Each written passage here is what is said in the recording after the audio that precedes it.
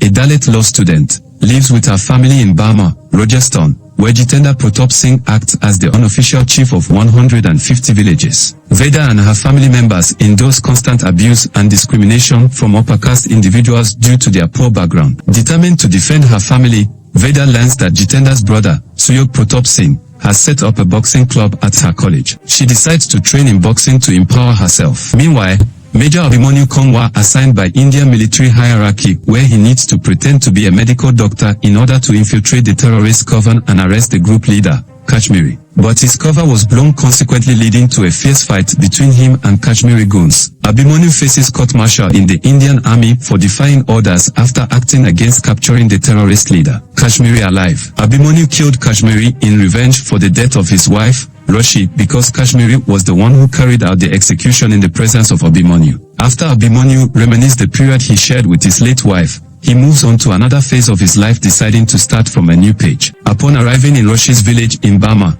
through the help of an older friend, he takes up a position as an assistant sports boxing coach at Pratap's boxing college. Vedaa is initially barred from joining the boxing classes because of her caste and gender. Jitendra's younger brother, Suyog, scornfully makes it clear to Vedaa that her befitting place in the training center is to become the janitor, which Vedaa agrees. On top of this, Suyog subjects Vedaa to torture and maltreatment. Vedaa makes Abhimanyu know about this and the coach disguises himself. With a scarf covering his face, he proceeds to a nightclub where Suyog and his goods are partying. He beats up everyone and left without being recognized. Before I proceed, kindly subscribe to this channel, click the like button and smash the notification bell to enjoy more of this. Back to the film. After this incident, Abhimanyu recognizes Veda's potential and begins to train her in secret.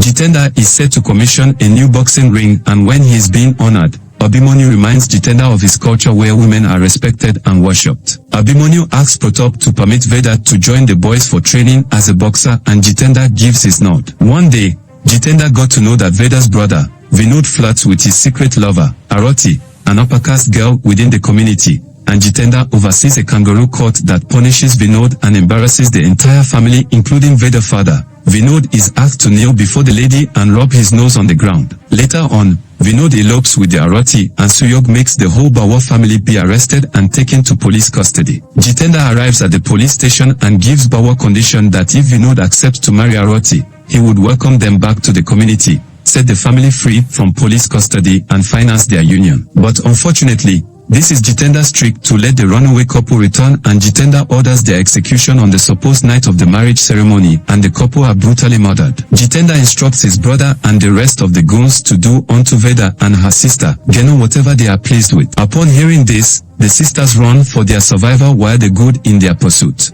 At the point where they are at the verge of getting caught in their hideout, Geno runs out to create a distraction for the goons so that Vedaa would escape.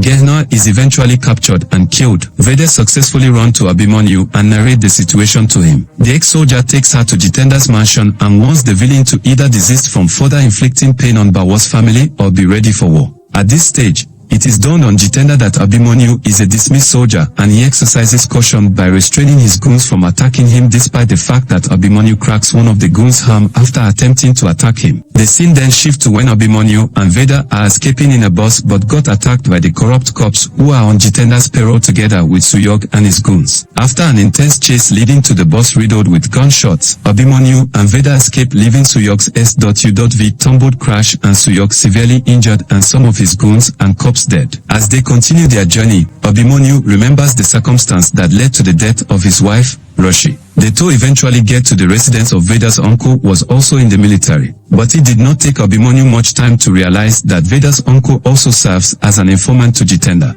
The uncle alerts the corrupt cops, leading to Abhimanyu and Vedaa having to go through some difficulties escaping from the attackers. By now, Jitendra's uncle has also arrived in company of many goons, voraciously chasing after Abhimanyu and Vedaa. The two run through an historic building where Abhimanyu has to engage in a physical combat, unable to kill some of the goons, but in the process of them escaping, Vedaa gets shot in the leg. The two escape to another village and hides among some villages having a ceremony. The corrupt cop still lead his men and Suyog to the village and request everyone be checked. At this point, Vedaa cut off her hair so that she could not be recognized. This she did after Abhimanyu applied some treatments to her gunshot wound. The two later reunited with Bawa, Veda's father, and together, They planned to file a case against Jitendra under the Dalit Protection Act. But the union was short-lived because Suyog and his men picked them up.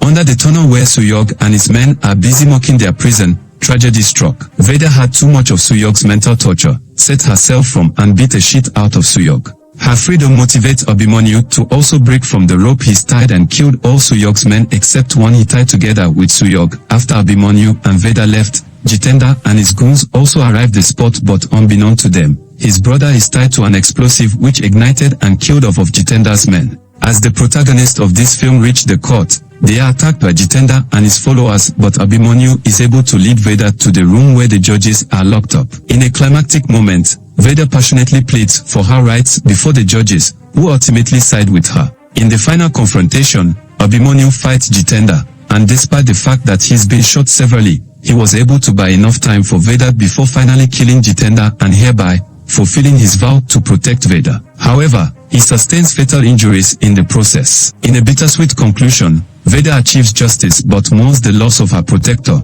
Abhimanyu, honoring both his sacrifice and her newfound strength. This is where the film ends. Please kindly subscribe to this channel. Click the like button and smash the notification bell to enjoy more of this. Thanks for watching.